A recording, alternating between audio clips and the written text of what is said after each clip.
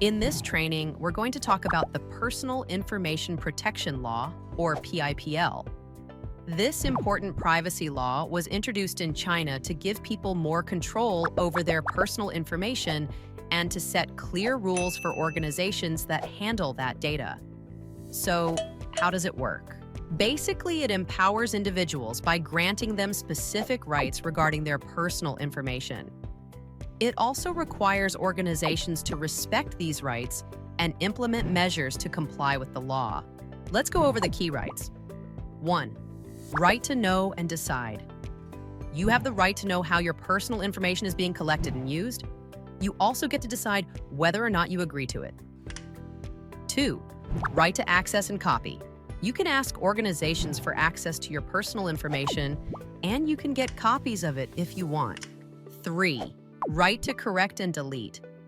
If your personal information is incorrect, you can ask for it to be fixed. You can also request that your data be deleted in certain situations, like if it's no longer needed or if you withdraw your consent. 4. Right to transfer. You have the right to transfer your personal information to another organization under certain conditions. 5. Right to restrict or object. You can limit or object to how your personal information is used, especially for things like automated decision-making or direct marketing. The PIPL applies to anyone handling personal information within China.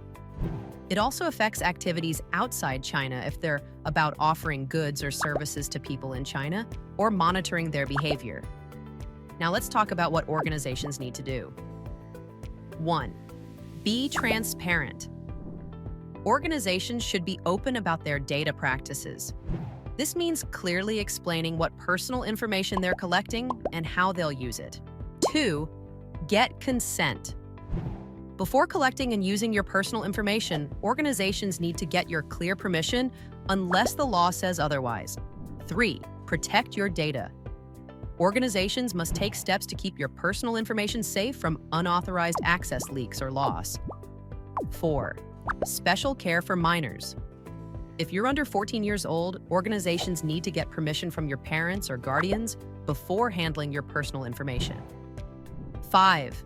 Rules for sending data abroad. If organizations want to transfer your personal information outside of China, they need to follow certain rules like getting certified or making sure the data will be protected in the other country. Failing to adhere to the PIPL can lead to significant financial penalties and legal complications. Beyond that, it can cause reputational harm, including loss of customer trust, negative publicity, and long-term damage to a company's brand and customer relationships. In short, the Personal Information Protection Law is a big step forward in protecting people's personal information in China. It's important for organizations to know what they need to do under the law and for individuals to understand their rights. Thank you for watching.